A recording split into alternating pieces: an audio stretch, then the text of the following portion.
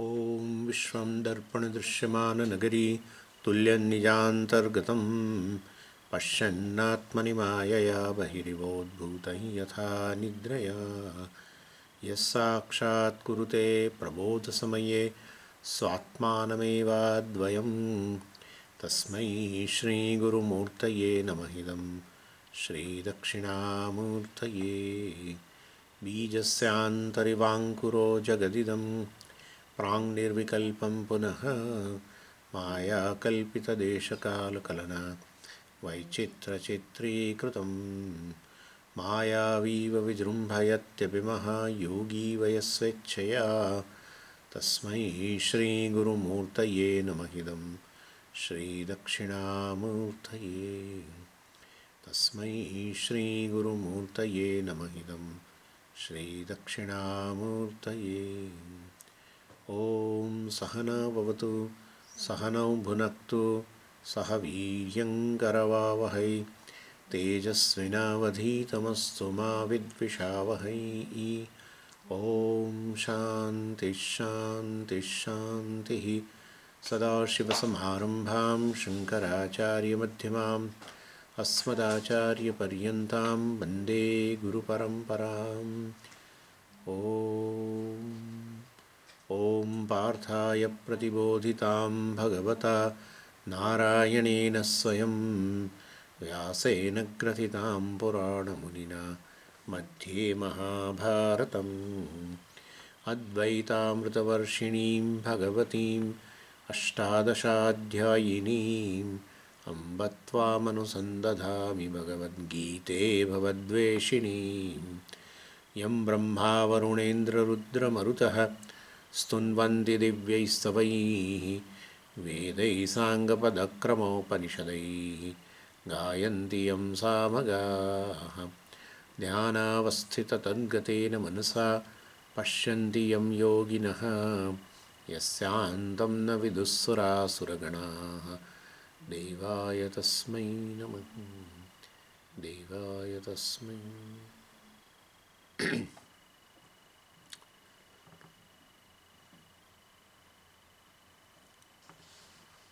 So, we just saw the introduction part of Bhagavad Gita. Introduction of the Bhagavad Gita is the chapter 1, which serves two purposes. And the first purpose is basically describing the fundamental human problem. The fundamental human problem is self-ignorance. But actually that gets expressed in the form of this attachment, sorrow, and even fear also we can include, and delusion. And that is called samsara. And Arjuna is a representative of that. Everyone is ultimately having this. The object of attachment varies, but attachment is universal. Object vary from person to person, but attachment as such will be there, and therefore one should not feel bad about it. Oh, Swamiji, I have an attachment. Because it's universal. It's universal. Unless one addresses only through self-knowledge, attachment will not go. In fact, if one doesn't, in one's mind, if self-knowledge doesn't dawn, in that case, well, even though he is a seeker, attachment will remain. Attachment will remain. Of course, the intensity will be less in a seeker compared to the people who are not having any exposure to this knowledge. Compared to that, intensity will be, of course, less. And therefore, total, the attachment totally will not go away like this. And well, of course, even after knowledge, well, attachment as such will not remain. But due to vasanas, well, because of certain impression, that person may have affinity for certain things.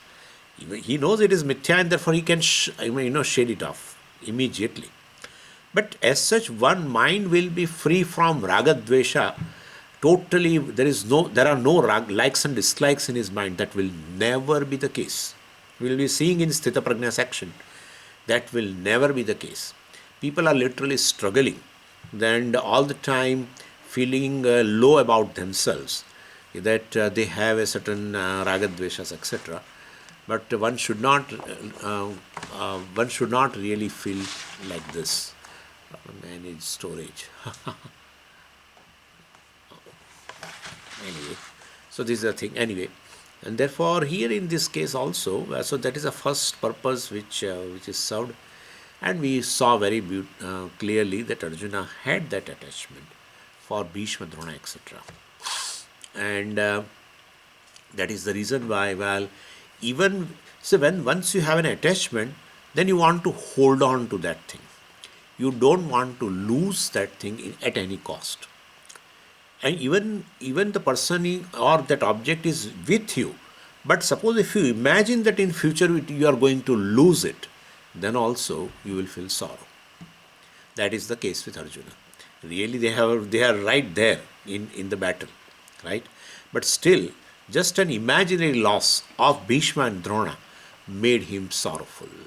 So this is called attachment, where when in absence of the object, in absence of that situation, in absence of that person, well, you feel that your life is nothing. You will really you feel a loss. Then you should understand it is not a love. It is just an attachment. Yeah. These are all signs, basically, because it's a very fine line between these two emotions. Very fine line. And so most of the time, we, even though we have an attachment, we want to brand it as a love towards the person, but really speaking, it is not. And so, a imaginary loss or a real loss, well, you feel it as a loss. Yeah, you feel it as a loss, then definitely it is an attachment only. And as I told you, it is very natural, which is born of ultimately self-ignorance. When you are ignorant about your real nature, and you take it otherwise other than what you are, you take a very limited being seeking security, pleasure, etc. in the world, then definitely in your perception, whatever the objects, person, etc. Fulfills the promise of giving you security and pleasure, you will definitely have an emotional dependence on the person, and that is called attachment. And we saw the difference between love and attachment. And as we have also seen that definitely this leads to sorrow, and that was the case in his case also, or Arjuna's case also. So this is the first thing. In the second chapter, well, first 10 verses also, that is the first chapter, of course, describe this disease, samsara rogaha, but also the first 10 verses also has that description. And of course, Arjuna got surrendered. But if you discover a problem, that's not enough. You should discover the helplessness also to solve that issue. Both the things are there. You should discover this is a problem with me. But when in a chapter 1, you can see, even though he discovered this is a problem, but he never felt helpless. And therefore, he in fact, was trying to justify this war as a adharma yuddha rather than dharma yuddha. He was justifying. That shows there is no surrender on the part of Arjuna. Then if that is not there, Bhagavan would not say anything. Bhagavan kept smiling. Even though in Bhagavan's eye there is no issue at all. And Bhagavan could see that this is all born of delusion, where even the adharma he looks upon it as a dharma, and dharma he looks upon as a adharma. But Bhagavan did not say anything. Then in the next 10 verses in the first chapter, the second chapter, well, there Arjuna found that not only that I have discovered the problem, but I will not be able to solve on my own. And he found himself very helpless. And he described that helplessness by the word karpanya dosha. So karpanya dosha indicates his helplessness. And after discovering the helplessness, well, he surrendered also. Shishyasteham shadimam tam prapannam. So I am your disciple, please teach me, shadimam, please teach me, etc. Then definitely Bhagavan started teaching from the 11th verse. So this is in a second chapter, I told you that I will give you certain gist of a few verses. And in that, the first 10 verses, of course, is a surrender of Arjuna to Lord before Bhagavan started teaching. So that's the first topic, first 10 verses. And then 11 to 25, or 11 to 38, let us say, will be a very important portion called self-knowledge in order to remove the obstacle, and that obstacle is avaranam, ajnanam. And I want to discuss a few points in this Atma Jnanam, so that later it will be very easy for me while describing a Sthita Prajna section. And so here in Atma Jnana means Bhagavan describes, Bhagavan gives a self-knowledge. What is the self? What is the nature of the self? Well, Bhagavan described with a certain words. Those words I will bring it back again after some time. Like Nityaha, Sthanuhu, all this, Kutasthaha, all these are words Bhagavan has used. I will connect with those words later. First, let me talk to you about how one should arrive at the nature of oneself. That is a process, and that is generally the process we follow, which is a really very, very, very beautiful process, and that is called a subject-object discrimination, a drishya viveka. That is the prakriya which will help. There are other prakriyas, but this is a prakriya which Pujya Swamiji also described at various places, and that is working very well. So, Swamiji, you described before also, but we will describe once again. Yeah. And there you should see yourself as a subject, and everything else is an object of knowledge. You are the subject, you are the very knower, and everything is an object of knowledge. So there are only two things in the world. One is the I, the subject, the knower, and everything is this, and that is that is object of knowledge. And here there is no issue at all, because like for you, I am the object of knowledge. You are the knower, the very subject. For me, I am the subject, the knower. You all are object of knowledge. Very simple to understand. But that is not an issue. When I say I am the subject, definitely I include my physical body. And I definitely take your physical body as an object of knowledge. And therefore, as though, in my understanding, the subject includes physical body, means the knower includes physical body. In fact, that is where the Vedantic inquiry begins. And not only that, whenever I introduce myself, to anyone, I always, it is always based upon the physical body. If I ask you, who are you? Then you will definitely say that I am son of so-and-so, I am mother of so-and-so, I am uncle of so-and-so, etc., etc., etc. In all of that introduction, basically, I am the physical body is common. So these are all your various. You say about yourself that you are the son of so and so, daughter of so and so, etc., etc. It's all with respect to someone, right? Related to someone, you are son. Related to someone, you are father. But related to yourself, who are you? If I ask you, then you say I am physical body. Because in all these introductions, what is common is the physical body. Because where is son if physical body is not there? Where is father where physical body is not there? Where is uncle if physical body is not there? Therefore, in all those introductions, what is common is I am physical body. So subject, I, the knower, includes physical body. And you try to justify it also. You people know everything. I'm just saying like that. So you just try to justify, because when the body is tall, you say I am tall. When the body is fat, I am fat. When the body is sleeping, you say I am sleeping. When the body is walking, you say I am walking. When the body is running, I am running. So therefore I am physical body. So it is taken for granted actually. But if you really inquire into this, you will find that when you say, when you say I am dark, let us say, when you make such a statement that I am dark, it is based on what? Because my physical body is dark. So if my physical body is dark, so I say I am dark. So you make the statement, I am dark, knowing that your physical body is dark. If you don't know your physical body dark, you cannot make the statement, I am dark. Therefore, when you make a statement, I am dark, definitely you know your physical body, which is dark.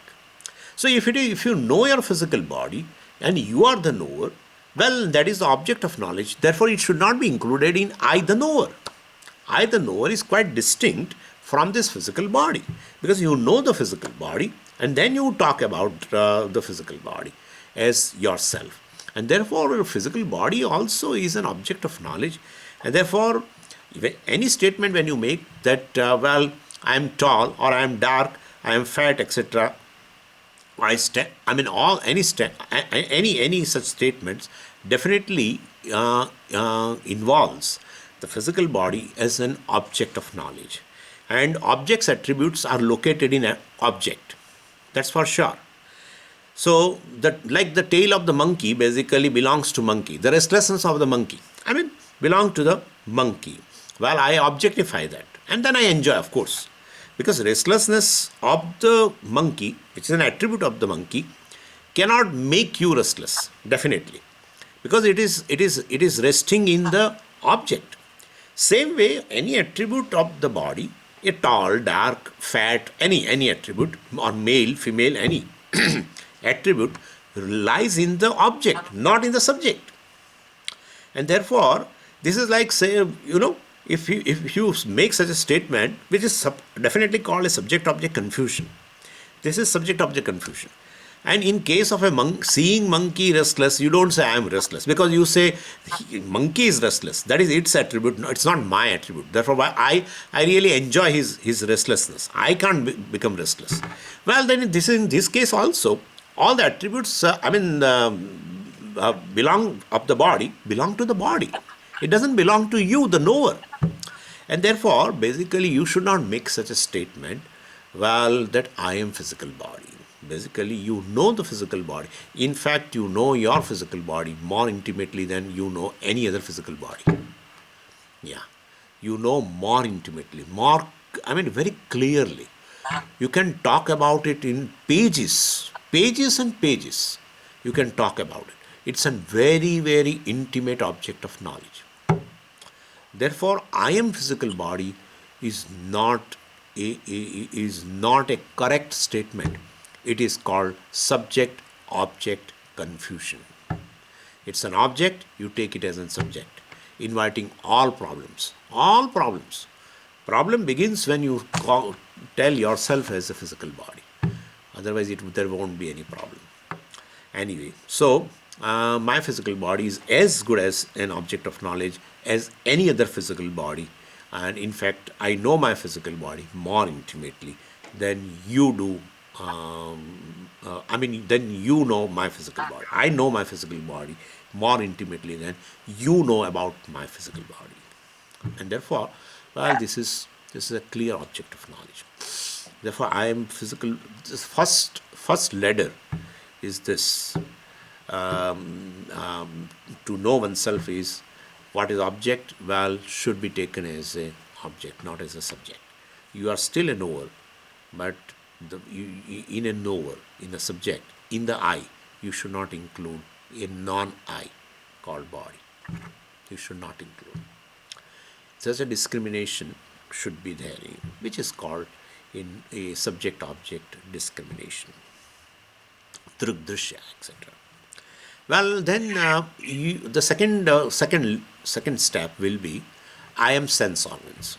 That these are also all introductions. I am a seer, I am hearer, etc. I am smeller, I am a taster, etc. I am a toucher, etc. So all these kind of introductions also we give based on taking the sense organs as I. Really speaking, you know your sense organs very well. That's how you get operated also. Right, for cataract, etc. So, well, I am not able to see, etc. So, I am not able to hear. That's how you go to the doctor, because you know the conditions of your sense organs also. Generally, they argue like this, that Swamiji, you know your physical body through the sense organs. Yeah, because you see your physical body, You touch your physical body, you hear its voice, etc., etc. You smell your body. Therefore, that is an object of knowledge.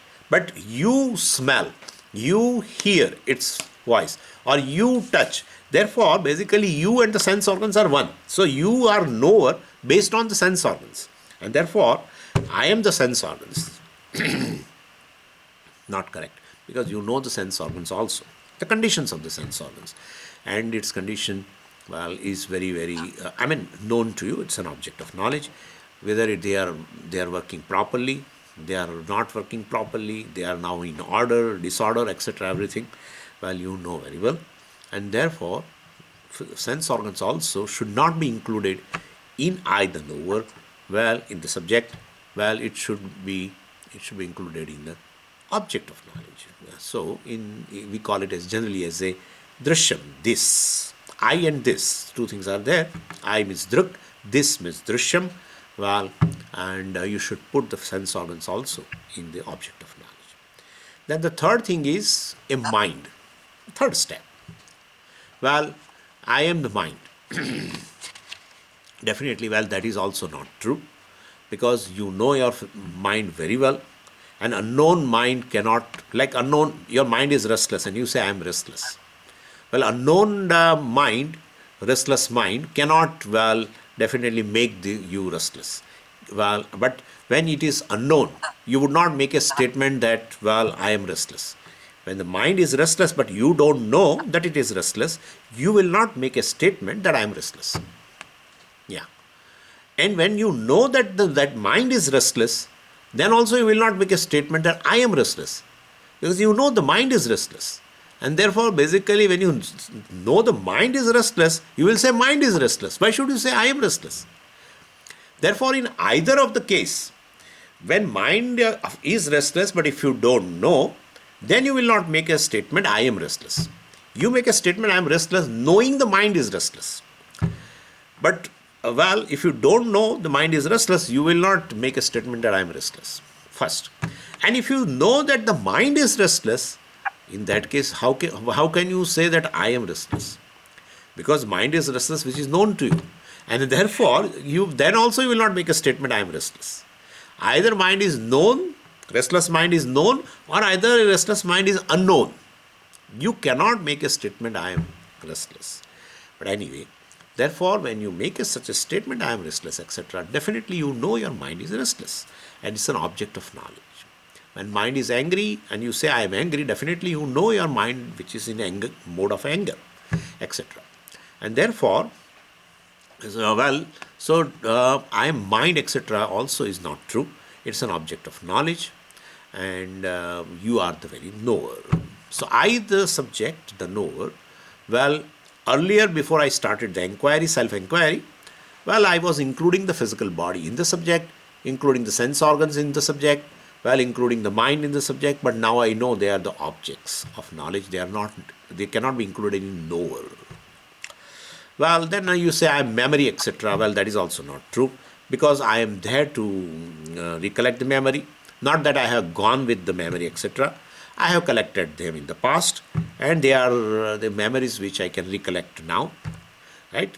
And therefore, well, suppose if I ask you, what did you eat day before yesterday?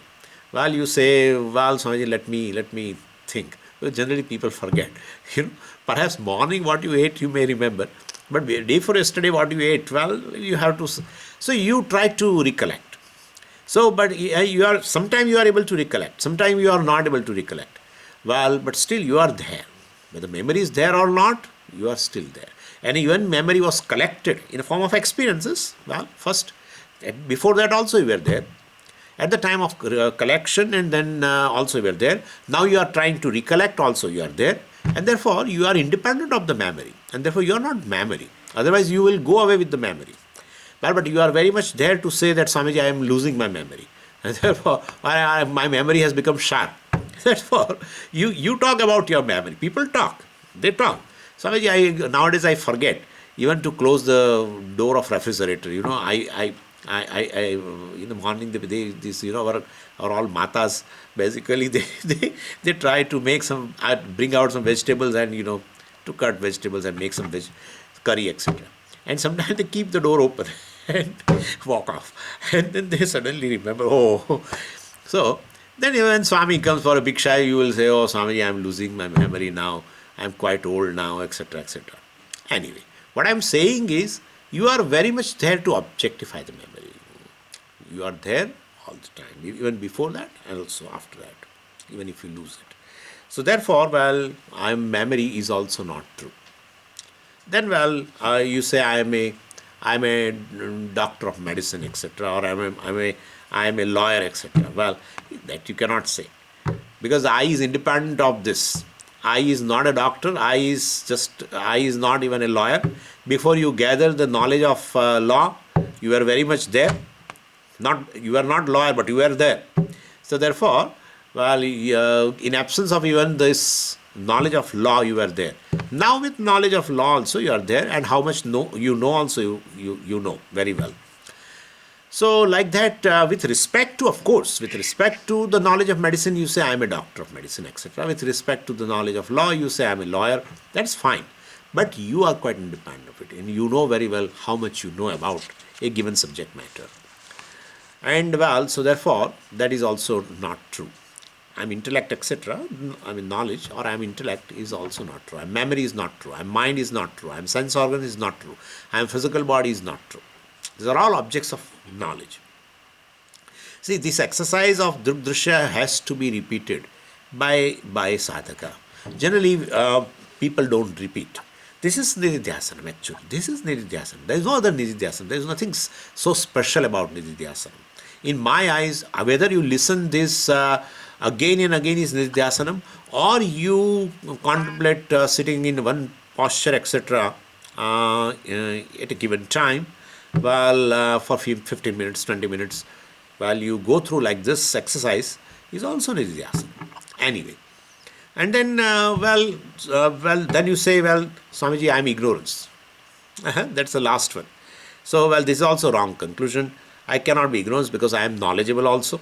If I am knowledgeable, I can say I am ignorance. And therefore, when I make a statement I am ignorant, well, it means at least I have a knowledge that I am ignorant. And therefore, well, you cannot say I am ignorant also. At least this much knowledge you have that I am ignorant. Well, nothing else. But this much knowledge you have. If you are ignorant, even iota of knowledge also you should not have. But you have this much knowledge that you are ignorant. Anyway, so I mean, what you don't know, that also you know. What you know, you know. Simple. Therefore, you are just a knower. With respect to ignorance of a given subject matter, you say I am ignorant. With respect to certain knowledge of discipline of knowledge, you say I am knowledgeable. Therefore, you are independent of that. You are just a knower of this. So you are not ignorant. You are not a doctor of medicine, lawyer, etc. You are not a chemist, etc. Anyway, so then who am I now? That's the thing. That's a more serious inquiry now. I am knower, that's fine. I am knower, that is fine. But really speaking, I'm knower with respect to this ignorance, with respect to the discipline of knowledge, intellect, with respect to memory, with respect to mind, with respect to sense organs, with respect to physical body. They are all objects of knowledge. I am simply a knower. You are a knower. You also say I. That is knower. The other one say I. Knower. Suppose if a ant is able to say I, well, that's also knower. Knower of its own body, knower of its ant mind, knower of ant sense organs, etc. No, that ant also, if he is able to tell, well, it will say I am knower. So everyone is a knower. I is all knower. And you will find, now you will see, there is no difference between one knower and the other knower. There is no difference. In I, the knower, in the subject, as a knower, there is no difference. There are all differences in objects of knowledge. Yeah. In memory, there is a difference. Right? In memory, your memory, my memory, different. Your physical body, my physical body, different. Your sense organs, my sense organs, different. Your knowledge, well, my knowledge, different. Areas of ignorance, your areas of ignorance, different. My areas of ignorance, different. So, therefore, all differences exist in objects of knowledge. No difference exists in I, the knower. There is no difference between you, the knower, and I, the knower. If you say there is a difference, definitely you are including some object of knowledge in the I. Yeah. So, there are, I mean, are you able to understand that there is no difference? There is no difference. This is the way we are reaching towards a non-duality. But anyway, there is no variety in the knowers, I can say. Well, there are numbers, one may say. There are numbers. There are many knowers, Swamiji. Well, of course, I agree that there is no variety in the knowers, because I the knower, you the knower. In that I, well, there is no variety. Variety all exists in objects of knowledge. No variety is there in the subject, I the knower. But there are numbers, and one has to really check are there really many knowers or not. One has to really check. That's a further, very little serious inquiry in this. And so I basically, as a knower, let us analyze this. The word knower has two components. One is a know, K-N-O-W, and the other is ER, which is a suffix. And it's an English suffix added to this know in order to make an agent of an action. And that action is nothing but represented by that verb, know. Know is a verb. ER a suffix you apply. And therefore the word knower means an agent of an action who does knowing. Then agent of an action who does knowing. Like runner. One who runs is a runner. One who knows is a knower. One who walks is a walker. Like that. Therefore, knower also has that knower also, I as the knower is a status, basically. Why status? Because when I know something, I am called knower. And there are instances where I don't know anything. Suppose no object of knowledge is there to know. Will I tell myself knower? That's a question. Suppose there is no object of knowledge to be known. There is no object of knowledge, let us say. Will you call still I as a knower or not? That's the thing. You cannot say. Because as I told you, ER indicates an agent of an action. So when knower means he is doing an action. Runner means he is running. Walker means he is walking. Suppose a person doesn't walk. Will you call him a walker? No. If suppose a person doesn't run, will you call him a runner? No. Person is there, but action is not there. Right? Then we will not call him as an agent of an action, runner, walker, etc. So definitely knower also is, definitely I am a knower when I know something. Suppose there is nothing to be known. Nothing is there to know, let us say. Will you call yourself I as a knower or not? No, I can't call as a not knower. Okay, so knower resolved. Please understand now. Knower resolved now. Whether I resolved or not. Means knower has gone, means I also has gone. Is it true? No. You are still there. You know very well. You are still there, not knowing anything, because there is no object of knowledge, but you are still there. So the knower is just a status of I when it knows something. Then who is that I? Who is not even a knower. That's the thing. Who is that I? Which is not replaceable, which is not negatable. Knower status of I is negatable. Runner status of the person negatable.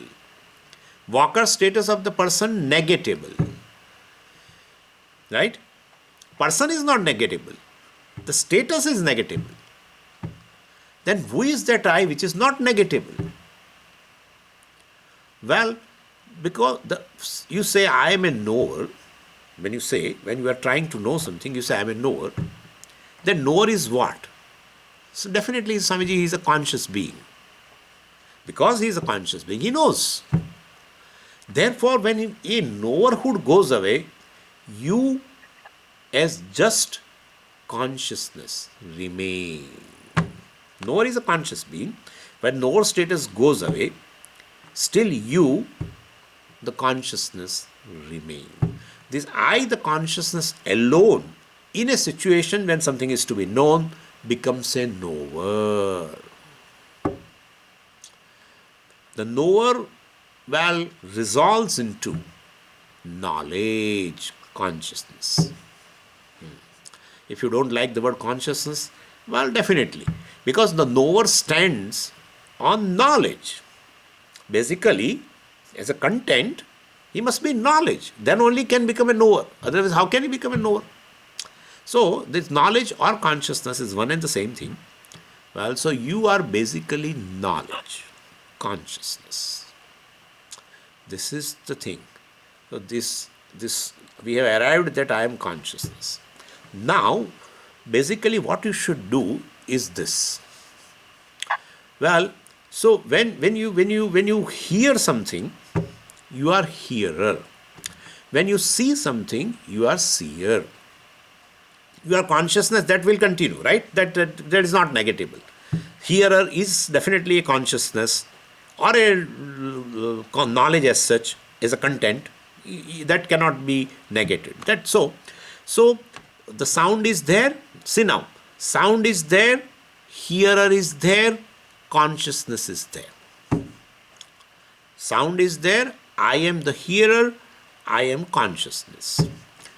Some colors and forms are there, then I am a seer, I am consciousness. Then some smells are there, I am a smeller and I am consciousness. Right? Now, basically, if these objects of knowledge, so-called smell, colors and forms, different forms of touch, etc., if they are not there, this status also will go away. Hearer, seer, etc. status will go away.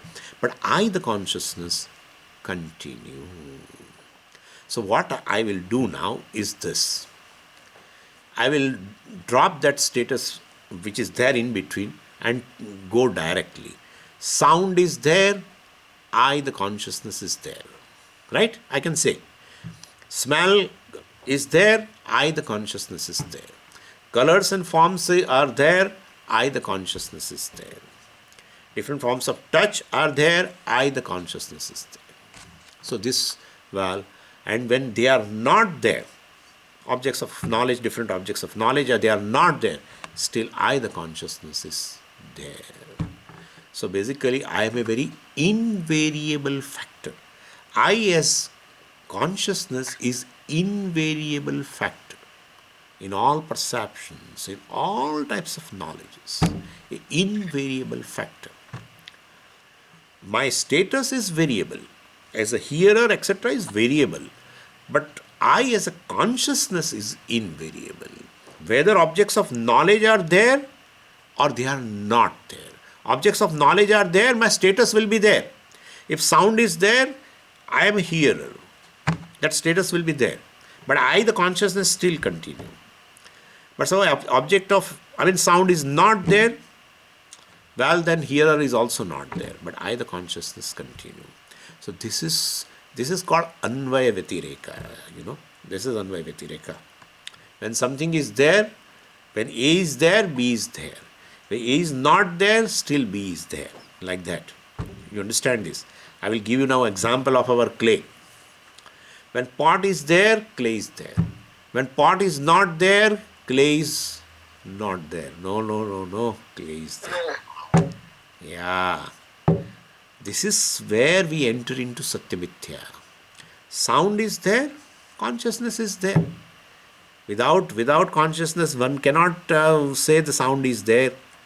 One cannot say. So sound is there, definitely consciousness is there. Sound is not there. Well, consciousness is there. Yeah. When pot is there, clay is there. Pot is not there, clay is there. When sound is there, consciousness is. Sound is, consciousness is. Pot is, clay is. Pot is not, clay is. Same way, sound is, consciousness is. Sound is not, consciousness is. To say that there is no sound. Sound is not, how will you make a statement if you are not aware of, you are not conscious of? Therefore, I, the consciousness, is invariable factor. That's a reality. So, and this now you should extend in other states of experiences also. This is in a waking state, right? In a waking state. When you, of course, go to sleep, well, then all these objects of knowledge resolve. Still, you continue as a consciousness. And we can still, in this, in a deep sleep state, while other things also other things are also resolved, we can take into account now. Because now, I am consciousness, that's a reality. I am, as an invariable factor, is a reality. But what is that consciousness is Brahman, limitless consciousness, we have not yet proved. So that now we have to see that also. Now you should do this. Exactly like this. Sound is, consciousness is, color form is, consciousness is, etc. etc. Sound is not, consciousness is, etc. etc. That you know now. Now take into account space and time. Yeah. Because objects we have covered generally, in general. So what is left is space and time. So say like this. Space is, consciousness is. Space is not, consciousness is. But Swamiji, how can you say space is not? Well, that experience we have, deep sleep experience, where space and time also resolve along with all objects, resolve. Still you are there to say that there was no space, no time, no objects, etc. in deep sleep state. Everything was resolved. That experience you have. Therefore, you, the consciousness, is still there. So space is, consciousness is. Space is not, consciousness is. Time is, consciousness is. Time is not, consciousness is. Deep sleep is, consciousness is. Deep sleep is not, consciousness is. Etc. etc. And therefore, basically, space is, consciousness is. Space is gone, consciousness is.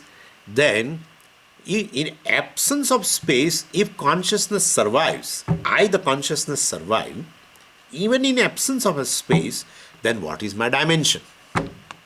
That you should ask. Because everything has a dimension in space. When space resolves, even everything resolves. Because everything exists in space. Suppose space itself resolves, then definitely what exists in space also will resolve. So therefore, when the space resolves, let the object resolve. But space resolves, space is gone, yet consciousness is. And therefore consciousness is beyond space. Then what is the dimension? What's the dimension? That is the thing. Definitely, you, the consciousness, is specially, SPATIALLY, specially, not specially, specially, I should say that way. You are specially limitless consciousness. You don't have any dimension. When you talk of dimension of an object, of a given thing, it automatically has an assumption that it exists in space. When you talk of a dimension, length, breadth, width of any given thing, it without even mention, this thing goes along with that particular thing exists in space. But if you are beyond space, you exist in absence of a space, then what is your breadth? What's your length? Right? Could you follow it? It's so logical. What's your length? What's your width? No. Right? That is called specially limitless. Or else I can say formless consciousness. Anything which is a form has a dimension. Bigger, smaller, etc. Width, length, etc. So, a specially limitless consciousness is equal to formless consciousness. Any form exists within space. Yeah. And therefore, well, I am a formless consciousness. Right? This much. You should enjoy. What a glory Vedanta is singing, of you. You think you are very limited, sitting in one place, and with a dimension of 5 feet 8 inches height, and this and that, and very limited. Taking the body as oneself. You are basically limitless consciousness. This, if you practice this for some time, because like Bhagavan, I also sometimes throw certain guarantee cards. And this is one guarantee card I am using right now is this. If you do this for few days, well, sincerely, it would not be a difficult job for you to appreciate about yourself that you are limitless consciousness. Then any limitation centered on you and feeling low will go automatically. Anyway, so this is, I am formless, limitless consciousness. Consciousness is formless. Anyway, now look at it this way. Now we have to include a lot of things in this. So now between this limitless consciousness and the space, what is the distance? Between the limitless consciousness and space, what is the distance? There cannot be any distance. There cannot be any distance. You can understand very well. So, between a given object, let's say between a moon, which exists in space, and consciousness, what is the distance? Suppose, between a moon and the consciousness you, what is the distance? Swamiji, there is a distance. That distance is in terms of space, right? It is in terms of space. But the space itself exists in consciousness. There is no distance between space and consciousness, limitless consciousness, and therefore the whole space exists in consciousness naturally. Therefore, the moon along with the space exists in consciousness. And therefore, there is no distance between moon in consciousness and the consciousness. There is no distance at all. That is why we always say entire object, entire this world is non-separate from consciousness. Now let's see further. So between the stars and consciousness, what is the distance? You say, Swamiji, it is in terms of space. But the very space exists in consciousness. There is no distance between space and the consciousness I. Therefore, what exists in space called stars, etc., stars along with the space exist in consciousness, and therefore, between the stars and consciousness also, there is no distance. Because the distance will be in terms of space, but the whole space is non-separate from the consciousness, exists in consciousness, and therefore, between stars and consciousness also, there is no distance. And therefore, basically in space, there is a moon, there is a sun, there are stars, and there are planets, and there are mountains, oceans, everything. They all exist in space, and the space exists in consciousness, well, definitely. And therefore, between consciousness, you and any object in the world, well, what is the distance?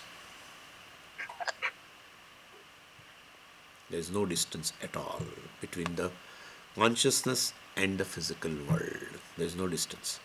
Try to see any object away from consciousness. Try to see or at least do one thing. A object is there and consciousness is there. You are the consciousness. Try to make a demarcation line between an object and consciousness. Give me a demarcation line between an object and consciousness. Try. You cannot. Because the whole object exists in consciousness. There is no distance at all. Therefore, between consciousness, you, and the physical world, there is no distance. There is no physical world beyond consciousness. There is no physical world besides consciousness. There is no physical world without consciousness. That's it. Therefore, the whole physical world exists in consciousness on account of consciousness, derives existence from consciousness. Therefore, the physical world is mithya. And consciousness alone is the reality, Satyam. Brahma, Satyam, Jagan, Mithya, etc. Well, of course, we have not seen it yet all pervasiveness, etc. But this is what it is. It amounts to, therefore, you, the consciousness, well, definitely pervades entire physical world, in and through physical world, all over the physical world, pervading even space, time, everything. Whole physical world, including space and time, exists in you, the real you, the consciousness. That is there. Because no object, as I told you, exist without consciousness, besides consciousness, beyond consciousness. No. Anyway, and now please understand this. So, is not this physical body within space? Yeah, it is within space. Is outside the space or within space? No, it's within space. It is within the space. Now, in the consciousness of the whole space, and in the space is this body, in space is that body, your body, etc. And therefore, between consciousness and this physical body, what is the distance? Swamiji, it is in terms of space. But the space itself exists in consciousness. Therefore, between consciousness and this physical body, there is no distance. And therefore, if you, the consciousness, the whole physical body exists in you, the consciousness, what is the location of I? If you exist in the body, then body exists in what? Body exists in consciousness, Swamiji. You are consciousness. Body exists in consciousness, which is you. Therefore, you exist in body or the body exists in you? That's what I am asking you. Where is your location? Where is the I located? I is not located anywhere. All physical bodies are located in I. Not just my physical body is located in I, the consciousness. All physical bodies are located in I, the consciousness. And therefore, I, the consciousness, is called all-pervasive. All-pervasive consciousness, pervading this body, that body, in and through everything. Well, so this is where, this is how all-pervasiveness of the consciousness is understood. Consciousness is all-pervasive. Anyway, so consciousness is not located in space. Space is located in consciousness. I am conscious of the space. See, now I will give you another thing. See, Swamiji, but I, the consciousness, exist in space. Let us keep this way. No. Why? Why you don't want to keep like this? See, because space exists in consciousness. Consciousness does not exist in space. How? Because you are aware of the space, not the space is aware of you. If space is aware of you, the consciousness, well, consciousness exists in space. But you are aware of the space. Therefore, space exists in your awareness, in your consciousness. Therefore, basically, you don't exist in space. Well, this whole space exists in consciousness. And same way, time. Time is not aware of you. You are aware of time. Therefore, time exists in consciousness, not you exist in time. Therefore, you are timeless consciousness. Why are you saying like this? Making a big face. Well, I have to make a big face because of my first two talks. You are thinking that, well, I'm insecure totally, and therefore I have to gain certain security, etc. But now you understand, yesterday I mentioned also timeless consciousness. Therefore, you are basically a timeless consciousness. The whole time exists in you. Time resolves in you. You exist in absence of time. How can you say, Swamiji? That's what your experience is. That's what your experience is. In deep sleep state, there is no space. You exist.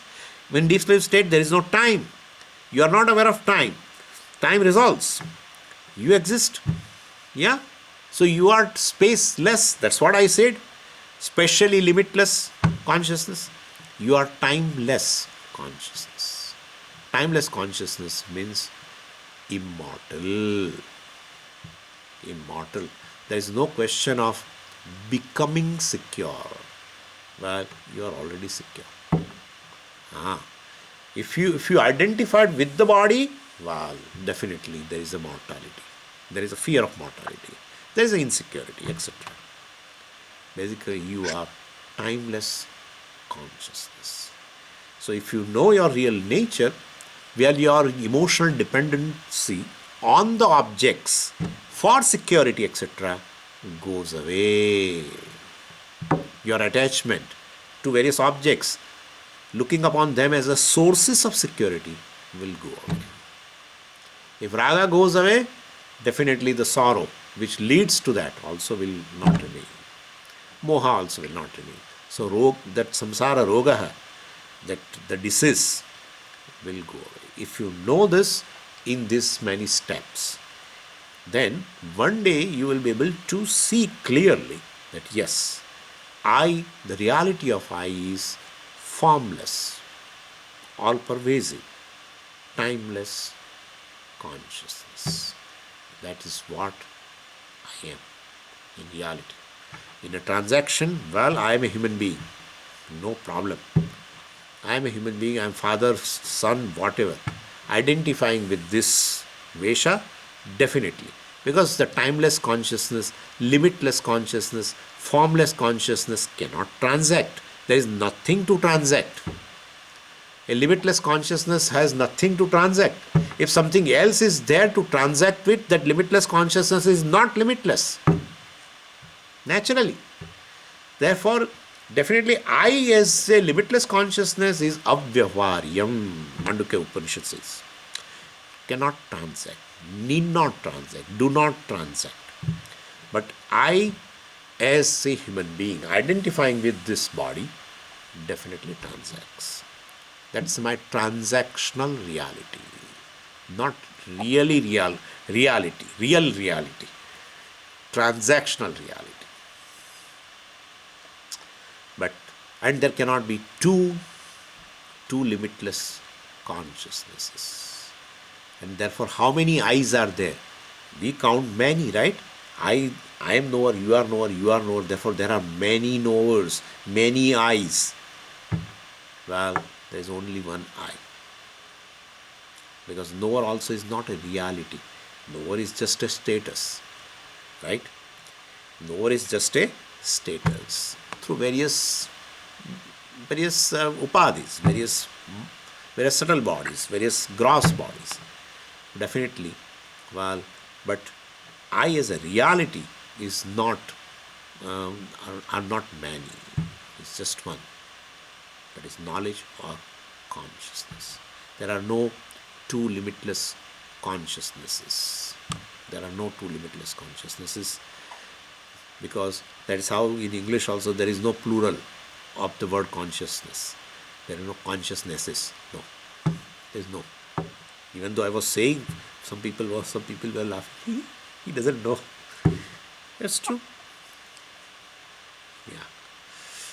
Anyway, this is what you are. And therefore, in that limitless consciousness that is you, all the minds, all the memories, the space, the time, the whole creation, everything exists. Everything exists in this one limitless consciousness. Think of anything, it's in consciousness. Certain things look outside the mind. Certain objects, well, are outside the reach of the mind, outside my thought. That is good. But there is nothing outside you, the consciousness. Yeah. Please understand. Swamiji, certain things, if everything exists in me and I am consciousness, I know everything. I should know everything. Because everything exists in me and I am consciousness. Therefore, I am conscious of everything then. Yeah. But that object, even though it exists in consciousness, has to enter into your mind. Should a corresponding thought has to be formed. And then consciousness, well, definitely illumines it. That the particular object is known. Yeah. But other than that, all the objects which are unknown still exist in consciousness. How can you say the unknown objects exist in consciousness? Then I'm asking you, how do you say that many objects are unknown? I'm asking you, how do you say many objects are unknown? I know that many objects are unknown. Over. You know, right? You are conscious of that many objects are unknown. Only few are known. Everything exists in consciousness. Known or unknown. Unknown becomes known via mind. That's it. Unknown becomes known via mind. And if unknown thing has to, we have seen in Panchadashi also, most of the people will be able to appreciate it. An unknown object becomes known when we are discussing about, I'm just reminding you, when we are discussing about this Chidabhasa and Chit, the difference between Chit and Chidabhasa, then we also mention about this, that well, definitely the objects, certain unknown objects become known when they become an object of thought, and then Chidabhasa, which is present in the thought, illumines that, etc., like that we mentioned. Anyway, so with respect, from the standpoint of the consciousness, nothing is outside. From the standpoint of the space, no person is outside. From the standpoint of the wall of the Arshavidya Gurukulam, yes, there are few inside and majority are outside. But from the standpoint of space, everyone is inside. Right? Everyone is inside. Same way from the standpoint of the wall of the mind, few are inside. Most of them are outside. But from the standpoint of consciousness, all are inside. Because to make a statement that most of the things are not known, you are conscious of that. So nothing is outside consciousness. Things are outside mind.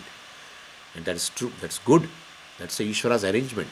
Otherwise there will be a traffic violation. Lots of issues will arise. Many objects enter simultaneously in our mind, will not allow us to even sleep. We want to unload them, but they don't want to go out. So it's Ishvara's arrangement. With a given thought, well, there will be always one object. And few objects like that they enter. Anyway. Therefore, such limitless, all-pervasive, formless, timeless consciousness is called Brahman in Upanishad. And because the word Brahman is made from the Brih Dhatu, and Brih Dhatu indicates that means to be big. Therefore, well, if you make a noun out of that root Brih, well, it means the big, which is limitless. So I am Brahman. I am limitless consciousness. I am Atma Brahma. This is called a Jnana Yoga of chapter 2, between verse number 11 to 38. Now few words are there, like which Bhagavan has used, Nityam, Sthanuhu, etc. I will give the meaning, etc. tomorrow. Om Purnamadav Purnamidam Purnat Purnamudachyate Purnasya Purnamadaya Purnameva Vashishyate. Om Shanti Shanti Shanti. Harihi Om Shri Gurubhyo Namaha. Harihi Om.